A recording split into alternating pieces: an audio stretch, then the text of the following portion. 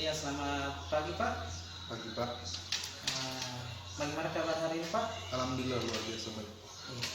Jadi pada kesempatan hari ini saya akan lihat Bapak untuk dalam proses pembelajaran. Jadi hari ini saya akan supervisi Bapak ya. Sudah siap Pak? Siap Pak. Iya. Jadi untuk yang pertama ini saya akan menanyakan dulu tujuan pembelajaran Bapak pada hari ini Pak. Ya, baik Pak. Terima kasih Pak kesempatannya. Pertama-tama tujuan pembelajaran yang akan saya laksanakan dalam proses pembelajaran kali ini saya sudah muatkan dalam RPP yang saya sudah susun. Ya, saya bisa bacakan Pak. Iya. Ya. Pertama, tujuan pembelajarannya setelah melaksanakan pembelajaran ini peserta didik diharapkan mampu mencapai tujuan pembelajaran yang saya sudah buat ini.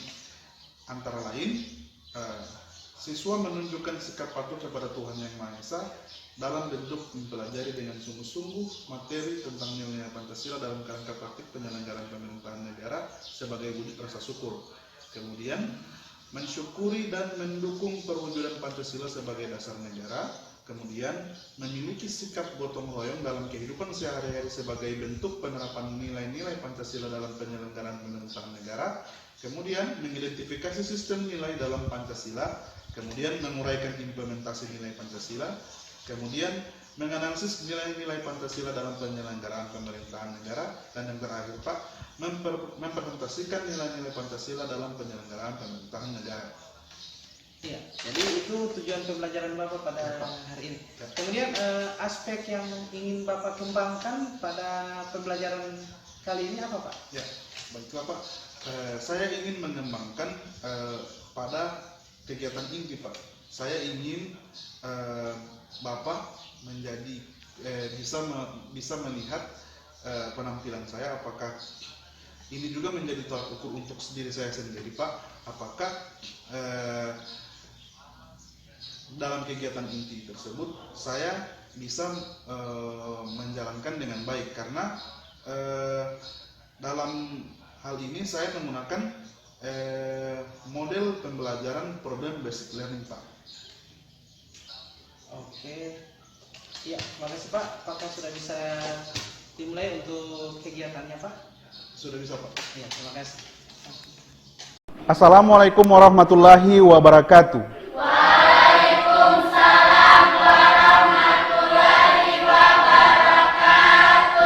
Apa kabar hari ini anak-anak? Baik. Ya, alhamdulillah kita masih diberikan kesempatan oleh Tuhan Yang Maha Esa untuk hadir di kelas ini dalam rangka mengikuti pembelajaran PPKN.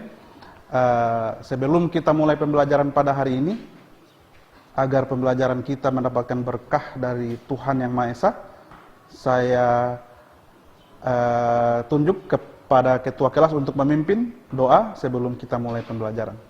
Disilahkan ketua kelas. Teman-teman, sebelum kita belajar, mari kita berdoa. Berdoa mulai.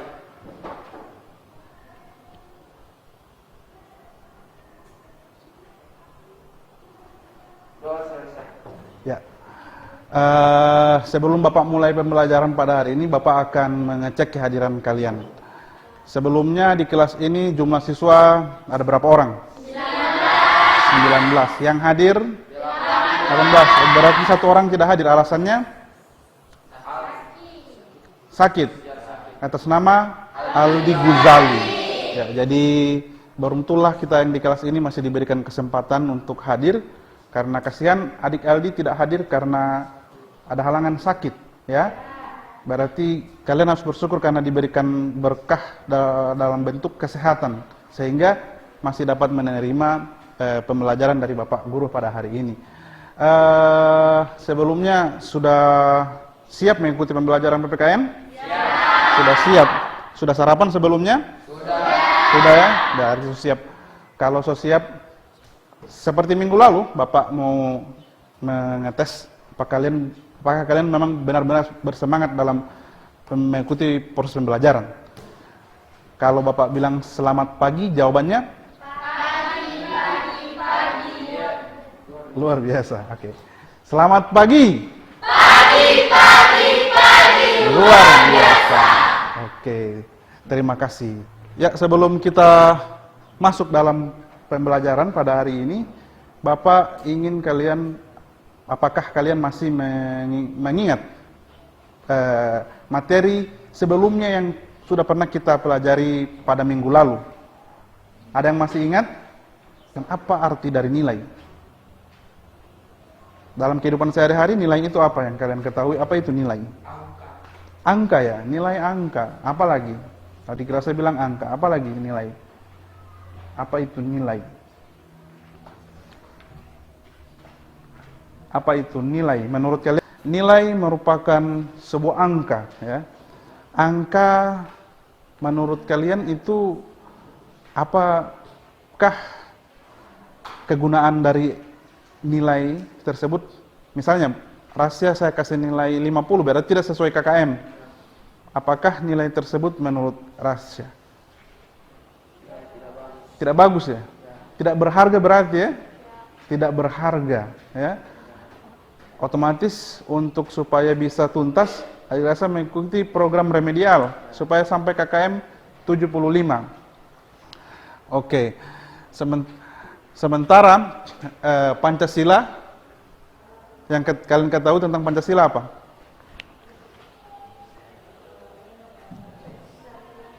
Pancasila? Dasar negara ya? Falsafah hidup bernegara, ideologi negara. Ya, secara bahasa dibagi menjadi dua, panca dan sila. Tahu apa itu panca? Panca artinya 5. Sila prinsip atau asas ya. Jadi ada 5 asas ya yang menjadi pedoman hidup orang-orang Indonesia, ya? Masyarakat Indonesia. Oke?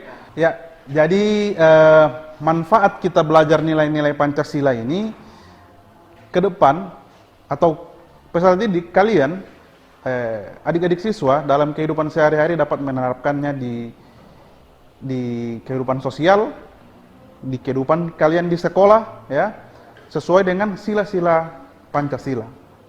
Masih ingat sila pertama apa? Apa? Dilihat dari sila ketuhanan yang Maha Esa dalam kehidupan sehari-hari, peserta didik mampu menghayati nilai-nilai ketuhanan dalam kehidupan sehari-hari. Nilai-nilai ketuhanan dalam kehidupan sehari-hari dapat diberikan contoh sebagai apa? Agama Islam Sholat ya. Kalau yang non-muslim, misalnya Kristen beribadah hari Minggu atau hari Sabtu ya. Ya. Bapak ingin kalian memerhatikan di depan, ini merupakan tujuan pembelajaran kita pada hari ini. Setelah melakukan pembelajaran ini, peserta didik diharapkan mampu mencapai tujuan pembelajaran tersebut, antara lain menunjukkan sikap patuh kepada Tuhan Yang Maha Esa dalam bentuk mempelajari dengan sungguh-sungguh materi tentang nilai-nilai Pancasila dalam kerangka praktik penyelenggaraan pemerintahan negara sebagai wujud rasa syukur. Kemudian yang kedua, mensyukuri dan mendukung perwujudan Pancasila sebagai dasar negara.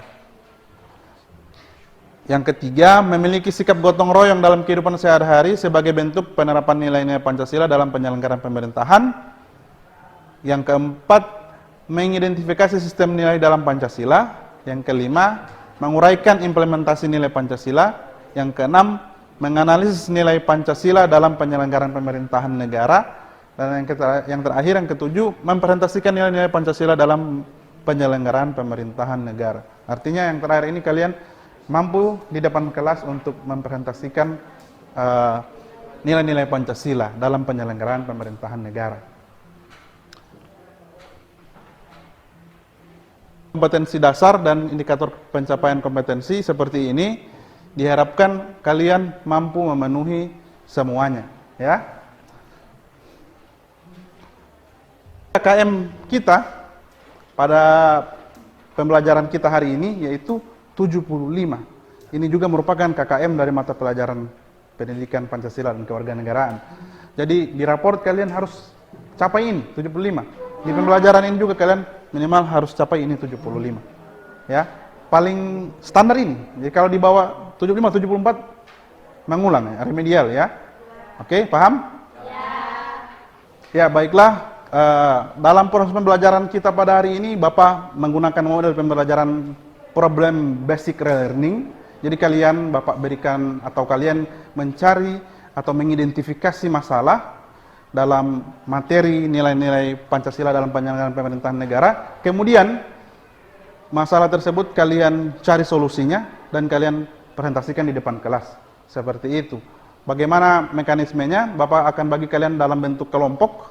Dalam kelompok tersebut, kalian akan berdiskusi untuk memecahkan identifikasi masalah yang kalian buat. Jadi kalian buat sendiri ya, identifikasi masalah. Kalian cari masalah apa yang berkaitan dengan nilai-nilai Pancasila dalam penyelenggaraan pemerintahan negara. Oke? Paham? Ada pertanyaan? Tidak ada? Oke. Ya baiklah, Bapak akan membagikan kalian menjadi 4 kelompok. Menghitung dari 1 sampai 4 dari adik Rianti ya? Risna, sorry, adik Krisna. Mohon maaf adik Krisna ya. Mulai dari adik Krisna 1 sampai 4 seterusnya. Ya. 3. 1.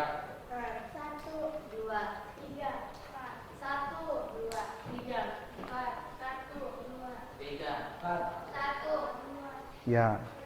Yang menghitung 1 itu kelompok 1 berarti. Kelompok 1 di samping kanannya saya. Kelompok 2 di samping kiri saya. Kelompok 3 di samping kanan tapi di belakang dari kelompok 1. Kelompok 4 di samping kiri tapi di belakang dari kelompok 2 di sana. Silakan kalian bawa alat tulis dan kursi kalian. Mejanya secukupnya ya, jangan terlalu lebar, artinya jangan sampai memakan tempat di kelas kita ini. Oke ya, baiklah, Bapak akan membagikan kalian LKPD, lembar kerja peserta didik, yang akan menjadi tuntunan kalian dalam melaksanakan tugas diskusi kalian. Dan juga ada buku paket yang sudah Bapak bagikan tadi sebelum kita mulai proses pembelajaran ya. Ini untuk kelompok 1.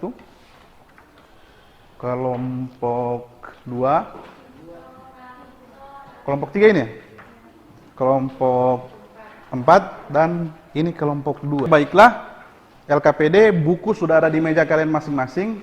Oh iya, Bapak juga tidak melarang kalian menggunakan gadget atau handphone dalam proses pembelajaran ini. Artinya kalian bisa menambah informasi, data atau materi dari internet ya.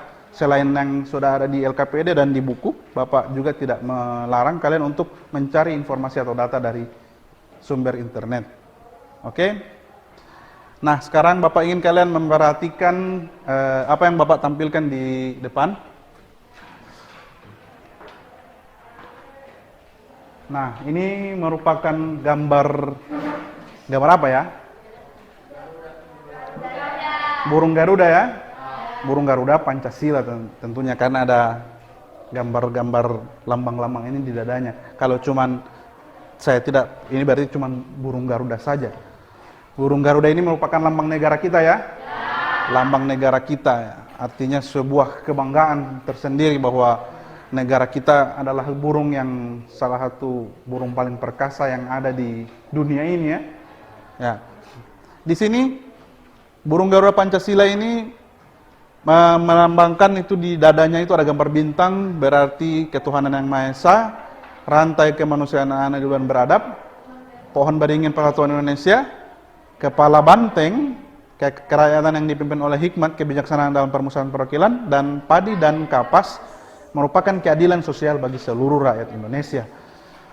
Dalam hal ini, gambar ini mempresentasikan masyarakat Indonesia ya, yang mempunyai 5 nilai-nilai yang sangat krusial dalam kehidupan ya. Karena karena masyarakat Indonesia adalah masyarakat yang bertuhan ya. Masyarakat yang beradab, masyarakat yang bersatu masyarakat yang bermusyawarah dan masyarakat yang adil, ya.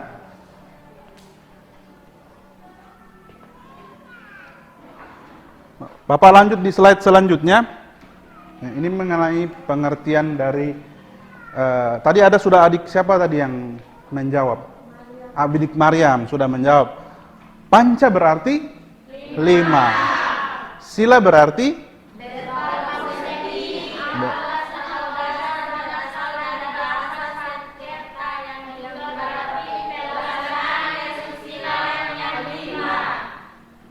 sudah dijelaskan tadi seperti kalian sudah bacakan bersama. Kompak sekali kelas ini ya. Ya, merupakan arti Pancasila dari sudut pandang etimologi atau dari sudut pandang bahasa, ya. Asal usul kata, ya. Bapak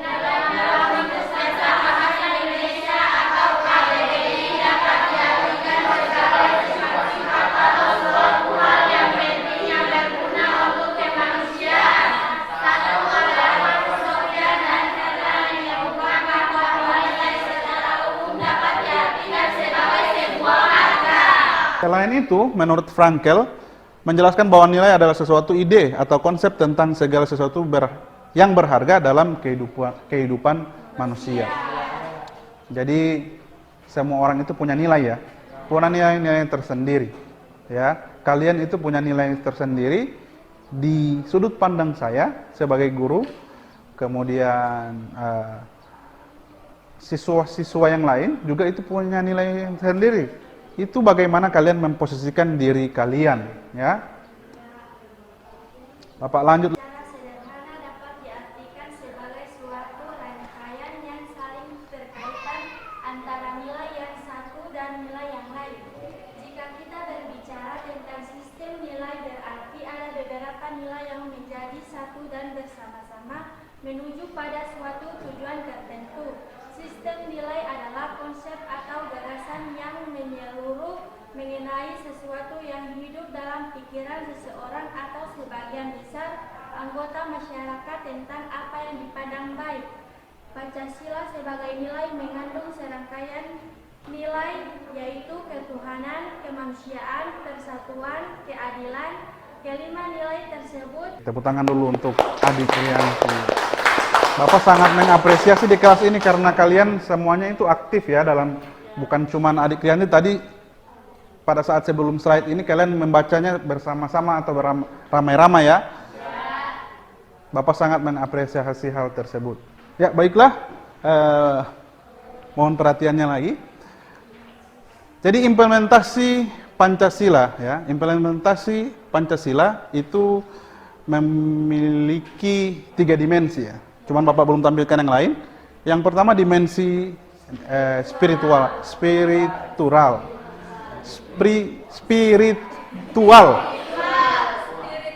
Ya, mengandung makna bahwa Pancasila mengandung nilai-nilai keimanan dan ketakwaan kepada Tuhan yang Maha Esa.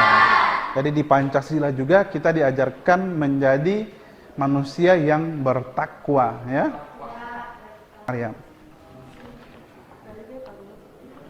Nilai sila kemanusiaan yang adil dan beradab. 1.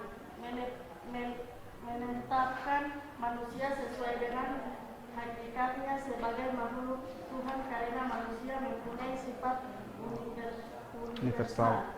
2. Menjunjung tinggi kemerdekaan sebagai hak segala bangsa. Hal ini juga bersifat universal. 3. Mewujudkan keadilan dan Peradaban yang tidak lemah. Hal ini berarti bahwa yang dituju masyarakat Indonesia adalah keadilan dan peradaban yang tidak pasif, yaitu kelurusan dan penegakan hukum yang kuat. Jika terjadi penyimpangan karena keadilan harus direalisasikan dalam kehidupan bermasyarakat ya. Manusia sesuai dengan hakikatnya sebagai makhluk Tuhan karena manusia mempunyai sifat universal.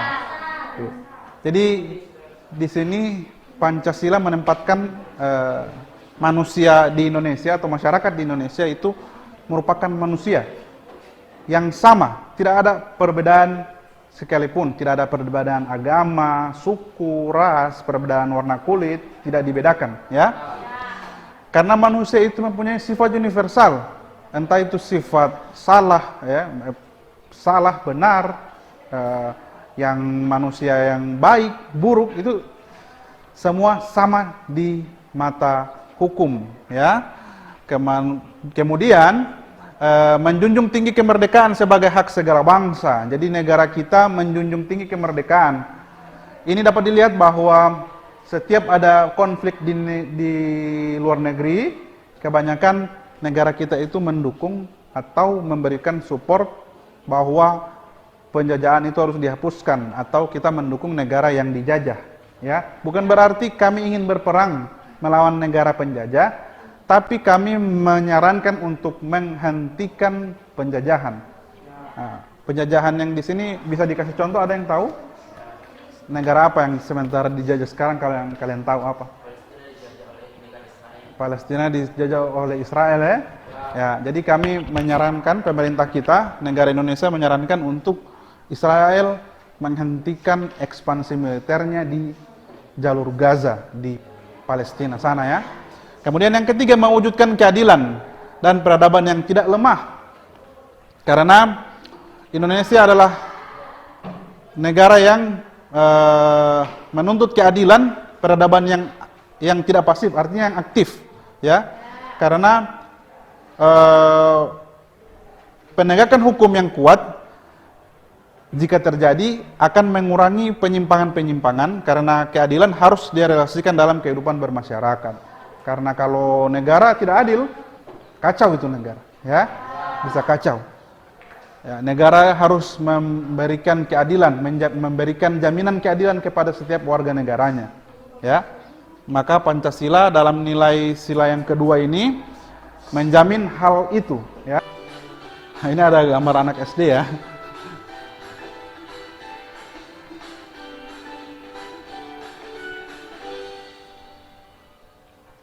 Sudah mengamalkan, ditanya tahu. Indonesia adalah negara kepulauan dengan 257,6 juta penduduk yang tersebar dari Sabang sampai Merauke.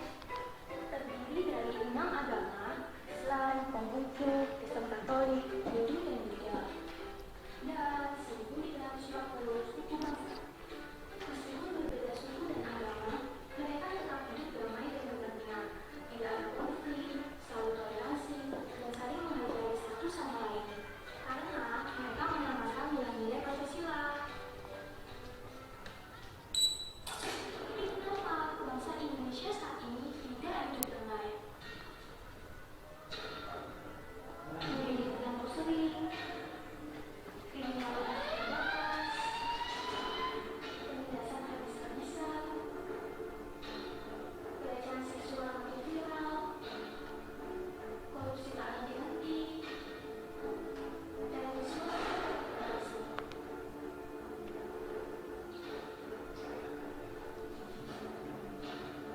Karena nilai-nilai Pancasila semakin lama semakin dilupakan.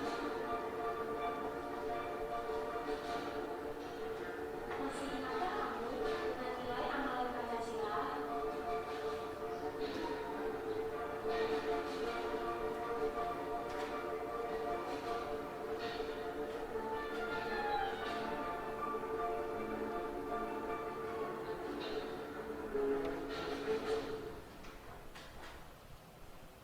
Bagaimana teknik perilaku pengamalan Pancasila?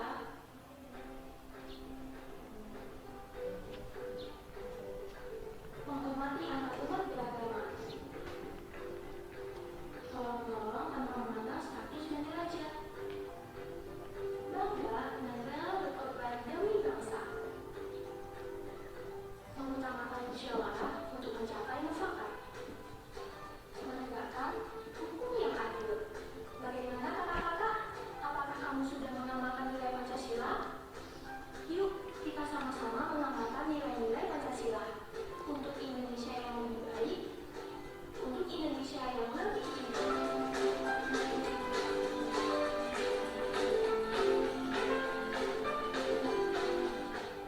Ya, oke.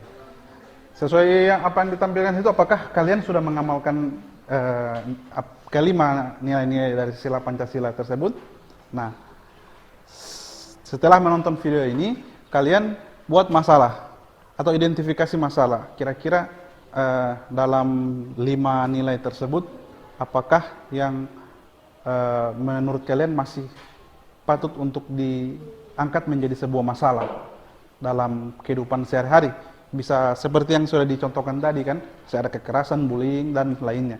Bisa kalian identifikasi masalah nilai apa yang selama ini belum diterapkan di negara kita, atau di sekolah ini, atau bahkan di kelasnya kalian. Ada ya? Kalian tulislah itu, satu saja ya. Satu saja masalahnya, kemudian kalian diskusikan bagaimana cara untuk menyelesaikan masalah tersebut menurut kalian. Dan itu kalian tuliskan dalam tulis di buku saja ya. Dan kalian tuliskan dan kalian paparkan di depan kelas. Nanti kalian mau berdiri di sini, nanti setelah memaparkan, kalian kelompok lain memberikan komentar, bukan bertanya ya, tapi memberikan tanggapan atau komentar ya. Bisa juga bertanya, tapi bagaimana untuk solusi yang sudah ditawarkan oleh kelompok yang tampil ya. Kelompok 1, 2 yang sana ya, 3, 4, 3 dan 4 itu bergantian ya, bergantian tampil di depan ya. Kalian cari kira-kira masalah apa yang menurut kalian patut dibahas dalam hal ini ya. Usahakan beda, 4 kelompok ini beda-beda, masing-masing kelompok beda-beda ya. Ada pertanyaan? Kalau ada pertanyaan, silakan. Ya, silakan.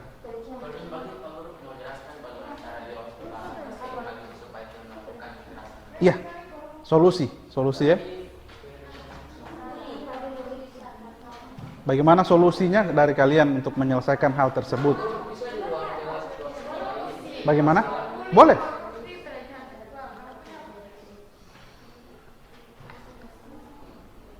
Terserah, di luar dari yang tadi ditampilkan juga boleh. Misalnya apa ya namanya? Kalau di sekolah ya bullying ya. Cara Bapak saya selesaikan. Iya, solusi untuk bagaimana hal itu bisa tidak terjadi lagi. Misalnya bullying, bagaimana ngoni bisa mengatasi bullying di sekolah? Misalnya pelecehan seksual, misalnya ya, presentasikan di depan kelas. Nanti bawa kalian punya kursi di sini, kalian tampil di sini. Oke? Boleh?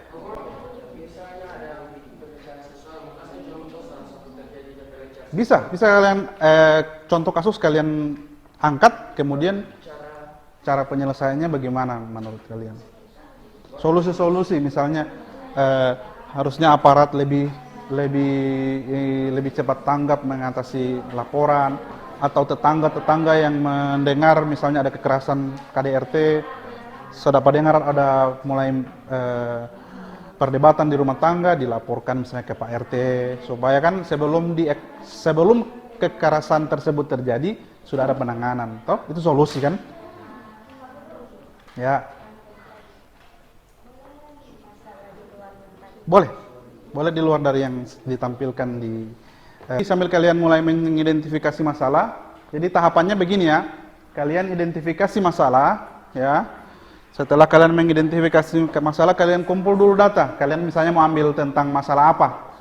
Cari di internet, ya, cari di buku, ya, cari di LKPD, ya. Itu untuk mengumpulkan data. Kemudian kalau sudah ada data, kalian diskusikan dalam tahapan pengelolaan data. Kemudian terakhir kalian di depan kelas memberikan kesimpulan. Nah, sekarang kita masih dalam tahapan identifikasi masalah. Ya. Bapak akan berkeliling untuk mengecek ketika kalian sudah ada dapat masalah, kita bisa lanjut ke tahapan selanjutnya. Nilai Pancasila itu melanggar nilai yang mana? Ketuhanan. Nilai ketuhanan berarti kalau dia korupsi sama dengan mencuri ya? Berarti dia sudah mulai melanggar nilai ketuhanan karena dia di agama dilarang untuk mencuri kan? Nah, berarti dilihat dari sudut pandang nilai ketuhanan sudah melanggar, loh. Misalnya korupsi. Kemudian korupsi yang kalian bawaan kasusnya apa? Kasus korupsi yang mana? Atau kasus korupsi secara menyeluruh? Atau kalian kasih contoh? Contoh korupsi yang mana? Kasus apa? Atau secara menyeluruh saja? Korupsi di kelas, Misalnya korupsi. Atau secara korupsi secara menyeluruh, tidak usah pakai contoh kasus apa. Artinya bagaimana korupsi ini terjadi toh? Karena marak yang sekarang terjadi di Indonesia kan korupsi. Dan semuanya itu bukan rahasia umum, bukan rahasia lagi, sudah jadi rahasia umum, ya. Jadi korupsi itu melanggar ketuhanan, melanggar sila kedua, kemanusiaan yang adil dan beradab. Manusia yang beradab kayaknya tidak mencuri ya. Menilai ketiga apa? Keadilan, persatuan. Tidak termasuk ya. Nilai permusyawaratan tidak termasuk. Nilai keadilan masuk. Keadilan sosial. Manusia yang adil dia tidak akan mencuri karena dia rasa pasti yang dia punya itu yang dia punya hak. Yang orang lain punya itu dia punya hak. Itu. Sila 1, 2, dan 5. Dia melanggar sila 1, 2, dan 5. Nah, jadi bagaimana korupsi itu bisa ditangani menurut kalian seperti apa? Bagaimana? Boleh cari di Google, silakan. Bagaimana korupsi itu bisa diberantas? Toh? Kelompok 1 itu ya, kelompok 1 ya. Korupsi berarti korupsi secara menyeluruh ya. Tidak usah kasih contoh kasus karena kalian bisa juga kalian ambil satu contoh kasus. Misalnya kasus korupsi apa ya? Dana bansos kemarin Covid. Itu uang sumbangan yang sampai ke masyarakat itu kalau tidak salah BLT itu 500 atau 400. 500 ya, itu 10.000 dipotong dan dikorupsi oleh Menteri Sosial waktu itu. Ya, baru-baru itu 2020 atau 2021 kemarin. Bisa kasih jadi contoh itu. Boleh di mana saja ya. Misalnya korupsi berarti mau cari DP identifikasi. Sesudah ya. Ya, identifikasi berarti kalian mengangkat tentang korupsi ya. Kalau mengumpulkan data itu mengumpulkan data lo korupsi. Tidak usah data misalnya berapa uangnya. Kalau ada tidak apa-apa. Kalau misalnya mengumpulkan data di sini, misalnya kalian kasih contoh kasus korupsi, kasus dana bansos. Ya, misalnya kan, jadi korupsi dana bansos apa guru, dana yang kerugian negara itu sampai sekian misalnya. Yang melakukan hal tersebut Menteri Sosial ya, Menteri Kementerian Sosial atas nama Bapak bla bla. Bapak siapa namanya? Bapak, saya lupa namanya itu Menteri Sosial. Coba cari di internet. Kalau misalnya kalau kalian ambil Menteri Sosial, kalau mengumpulkan data misalnya kasus itu yang kalian ambil, dana bansos itu baru cuma satu orang tua. terserah boleh ambil terserah. Cuman yang banyak-banyak juga karena kita terbatas oleh waktu kan. 1 boleh, 2 boleh. Ya kalau 3 kayaknya terlalu banyak. Ya. 2 sajalah ya. Kalian kumpulkan data di internet. Artinya kalian mengambil contoh kasus itu mengumpulkan data itu.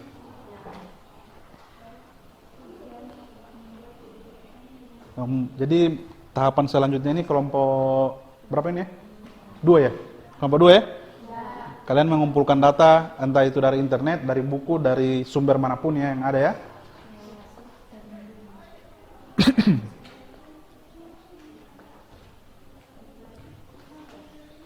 Kalau ada pertanyaan bisa langsung ditanyakan ke saya.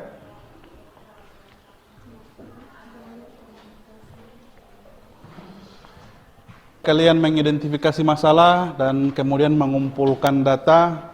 Kalau data sudah ada, sambil sekarang kalian bisa masih searching ya. Kalau kalian sudah mengumpulkan data, kita di tahap selanjutnya data tersebut kalian olah.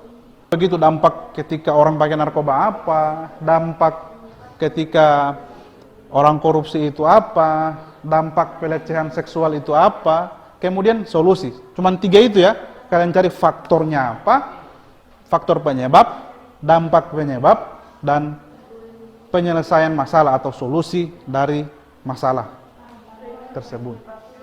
Pilih dulu, oke. Jadi dalam tahapan ini kalian akan memberikan kesimpulan. Kalian akan mempresentasikan di depan kelas.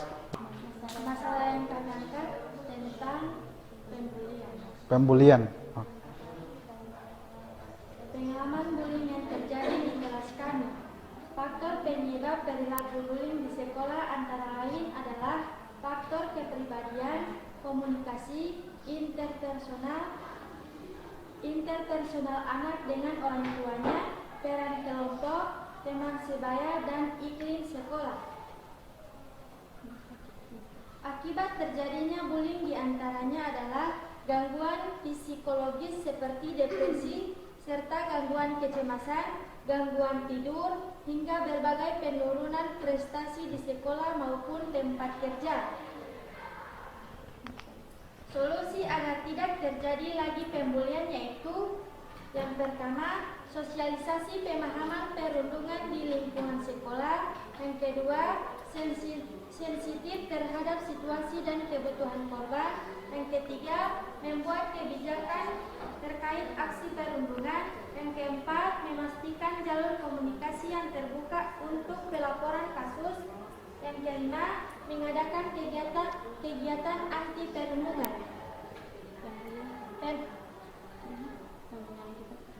Pembulian juga termasuk sila kedua, karena hak dan martabat seseorang tidak dihargai, di mana seorang individu diperlakukan tidak setara karena individu lain menganggap dirinya lebih baik dalam segi tertentu. Itulah Saya dari kelompok 3 ingin bertanya di kelompok 2 sampai bagaimana terjadinya aksi pembuli. Saya ingin bertanya ke kelompok 2, pertanyaan saya, bagaimana cara kalian mengatasi kejadian bullying? Terima kasih. Kami akan menjawab pertanyaan dari kelompok 3 yang dipertanyakan oleh Fitrianto Padulu bersama Rasya Abbas. Pertanyaan tersebut akan dijawab oleh Fatmawati Saifi.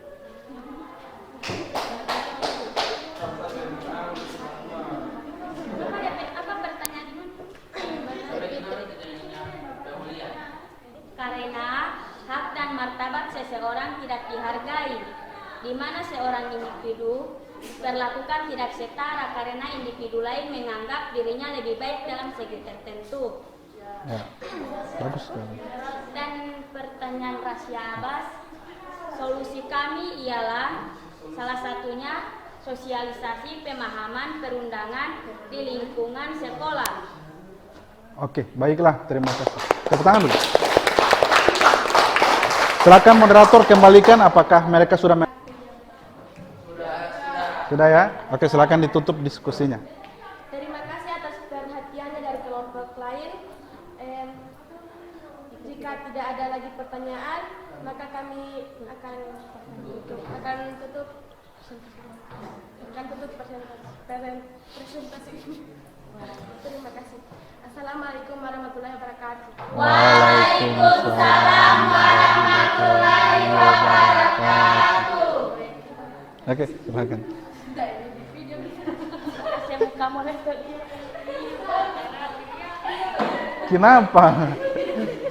Kelompok ini ya? Sebagai moderator di kelompok ini dan di sebelah kanan saya Rasya Abbas sebagai pembawa presentasi dan Fitrianto Padulu dan Nirmala Sonu sebagai penanya jawab.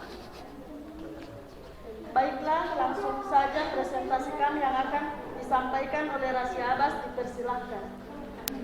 Baiklah, terima kasih. Jadi di sini kami mempresentasikan yaitu mengidentifikasi pelecehan seksual. Jadi pelecehan seksual ialah perilaku pendekatan-pendekatan yang terkait dengan hubungan seks yang tidak diinginkan seperti mencium, memegang tangan, memeluk, bahkan pemerkosaan. Dan perilaku lainnya yang secara verbal ataupun fisik mengacu pada tindakan seksual. Contoh pelecehan seksual di Indonesia yang kami ambil ada 2. Yang pertama, guru di pesantren Bandung cabuli 21 santri. Dan yang kedua, anak anggota DPRD Bekasi terlibat kasus pemerkosaan. Jadi dari kedua contoh pelecehan seksual di atas kita dapat mengambil kesimpulan bahwa yang menjadi selalu korban pelecehan seksual ialah pihak wanita. Kemudian faktor penyebab terjadinya pelecehan seksual antara lain yaitu riwayat kekerasan seksual di masa lalu, kelainan seksual, pengawasan orang tua korban yang kurang sehingga pelaku dengan leluasa melancarkan aksinya, dan cara berpakaian korban yang dapat memancing pelaku untuk melakukan hal yang tidak diinginkan. Dan yang terakhir yaitu cara mengatasi atau solusi pelecehan seksual, yaitu yang pertama, alihkan perhatian korban, kedua, tegur langsung, tiga, lapor ke pihak berwajib, dan yang keempat, jangan lupa rekam kejadian. Terima kasih. Baiklah, hanya itu presentasi dari kami. Jika ada pertanyaan, kami persilahkan. Ayo kalau ada pertanyaan. Sebelumnya tepuk tangan dulu karena sudah bisa membawakan materi dengan baik. Ada komentar atau pertanyaan? Dipersilahkan. Kelompok 1, kelompok 2, kelompok 4. Ada pertanyaan? Ada komentar? Oke, silakan.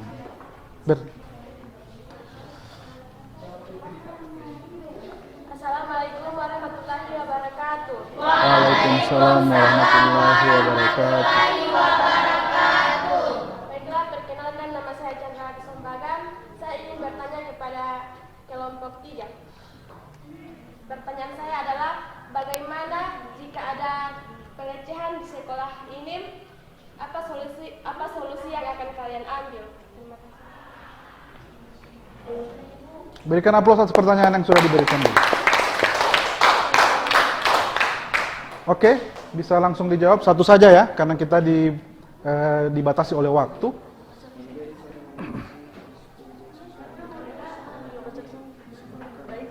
Baiklah, saya akan menjawab dari kelompok 2 yang ini. Baiklah, kami akan menjawab dari kelompok 2 yang ingin bertanya, yaitu cara mengatasi pelecehan seksual di sekolah. Yang pertama, alihkan perhatian korban. 2, tegur langsung. 3, lapor ke pihak berwajib. 4, merekam kejadian. Terima kasih. Wassalamualaikum warahmatullahi wabarakatuh. Apakah kelompok 2 sudah jelas? Ulang. Baik, apakah masih ada pertanyaan? Tidak ada. Tidak ada. Oke, Komentar? Persilahkan. ada komentar? Tidak ada lagi? Oh, tidak ada lagi. Oke, silakan ditutup saja. Sudah tidak ada lagi pertanyaan dari kelompok lain, maka presentasi kami tutup. Wassalamualaikum warahmatullahi wabarakatuh. Waalaikumsalam warahmatullahi wabarakatuh. Tepuk tangan dulu.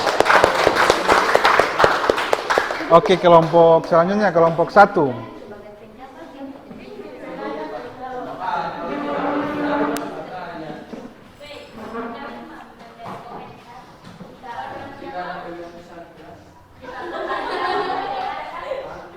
Manicure lah.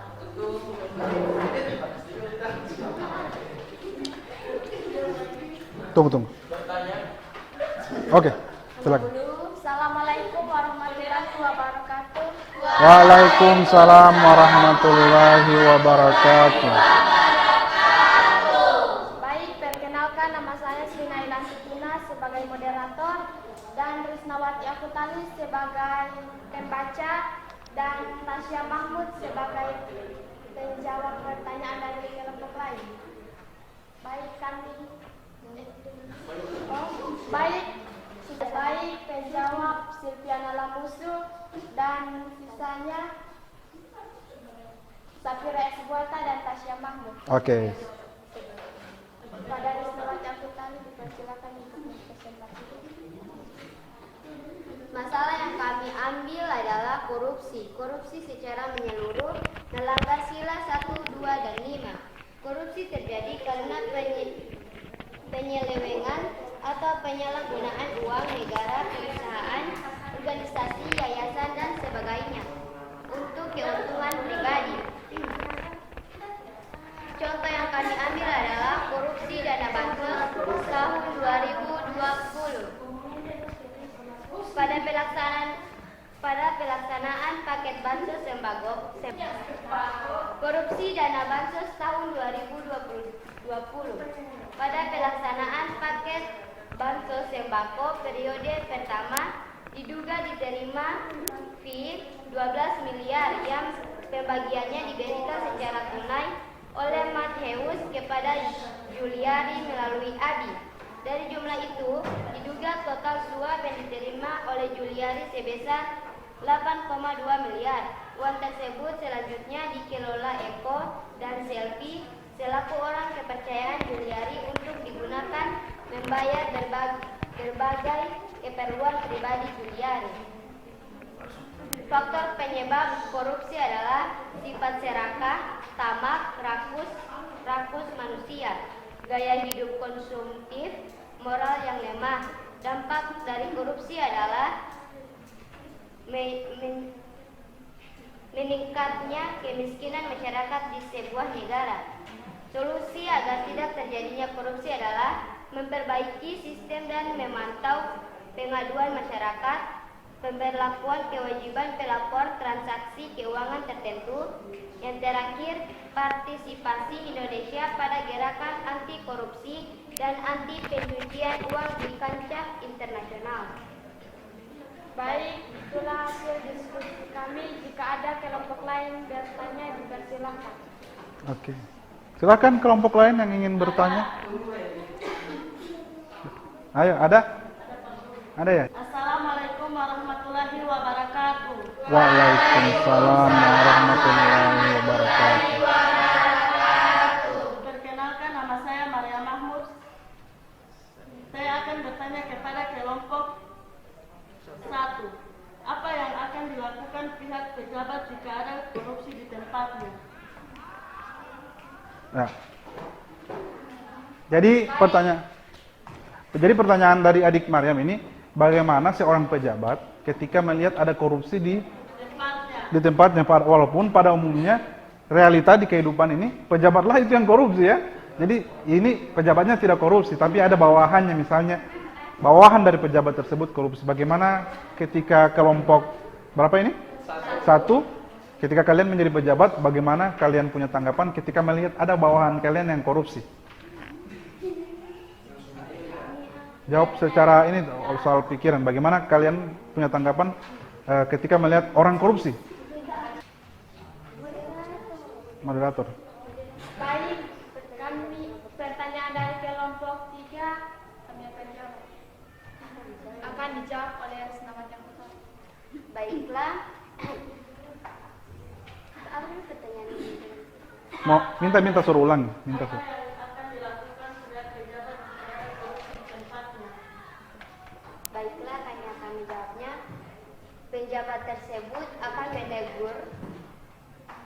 menegur bawahannya jika tidak dipatuhi.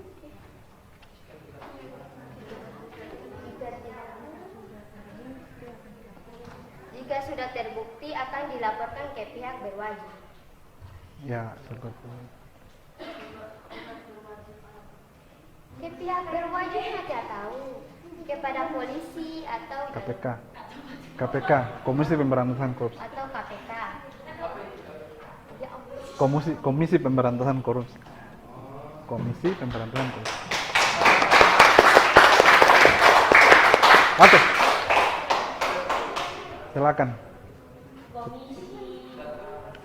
Baiklah, jika masih ada pertanyaan, dipersilakan. Sudah tidak ada lagi, Pak. Baik, presentasi kami tutup. Assalamualaikum. Assalamualaikum warahmatullahi wabarakatuh. Berikan amplopnya. Oke, kelompok terakhir, silahkan ke depan.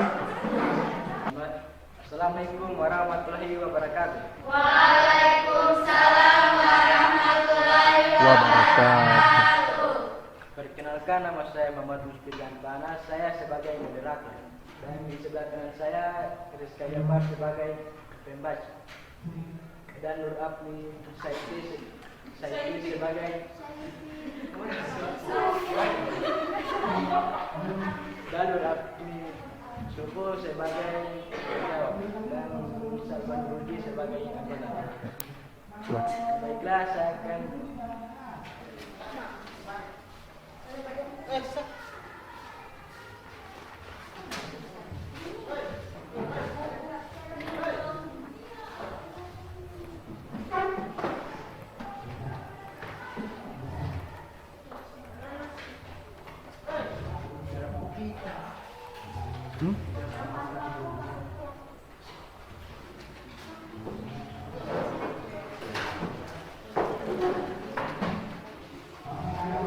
Ya baiklah, dalam tahapan ini, karena kita sudah di penghujung dari proses pembelajaran kita pada hari ini, Bapak ingin kalian, siapa yang bisa memberikan review atau kesimpulan mengenai materi-materi yang sudah kita pelajari tadi. Ada yang bisa?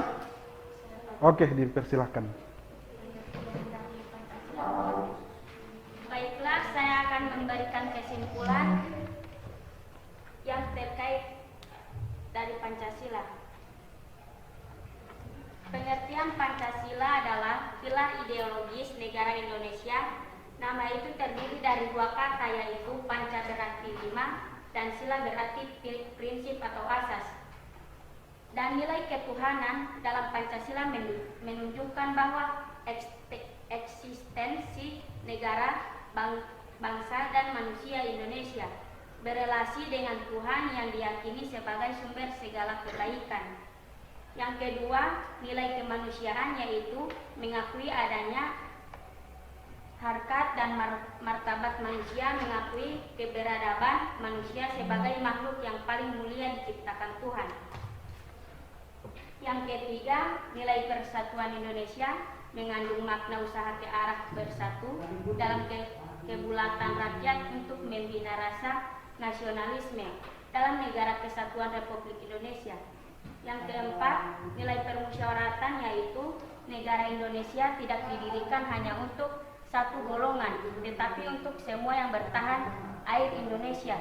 Dan yang terakhir, nilai keadilan adalah nilai yang menunjukkan tinggi norma berdasarkan ketidakberpihakan, keseimbangan, serta pemerataan terhadap suatu hal.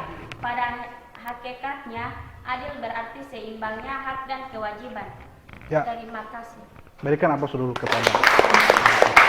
Karena kita pelajari bersama ya, jadi terima kasih kepada adik Fatma karena telah memberikan kesimpulan mengenai materi yang bersama-sama sudah kita pelajari. Ya, baiklah. Dalam hal ini Bapak Guru sangat memberikan mengapresiasi ya, karena kalian masing-masing individu di sini sudah berperan aktif dalam diskusi, dalam proses belajar mengajar pada hari ini. Dan hal itu merupakan hal yang baik dan patut kita pertahankan. Semoga di dalam proses pembelajaran selanjutnya kita belajar masih seaktif ini, masih seinteraktif ini, sehingga tujuan pembelajaran yang Bapak sudah bacakan di depan tadi akan dapat kita penuhi bersama-sama. Sebelum kita tutup pembelajaran pada hari ini, Bapak akan mengingatkan kepada kalian materi kita selanjutnya. Bapak sudah tampilkan di sini, yaitu mengenai ketentuan Undang-Undang Dasar Negara Republik Indonesia tahun 1945 dalam kehidupan berbangsa dan bernegara. Subbab materinya yang akan kita bahas mengenai wilayah negara kesatuan Republik Indonesia. Ada di buku dan ada di LKPD yang akan Bapak bagikan 1 minggu sebelum kita mulai proses belajar mengajar. Oke? Ya, tidak ada pertanyaan lagi? Kalau tidak ada, sebelum kita menutup proses pembelajaran ini, agar proses pembelajaran yang kita laksanakan pada hari ini mendapatkan berkah dari Tuhan Yang Maha Esa, Bapak mengarahkan kepada ketua kelas untuk menutup dengan doa. Ya, dipersilakan ketua kelas.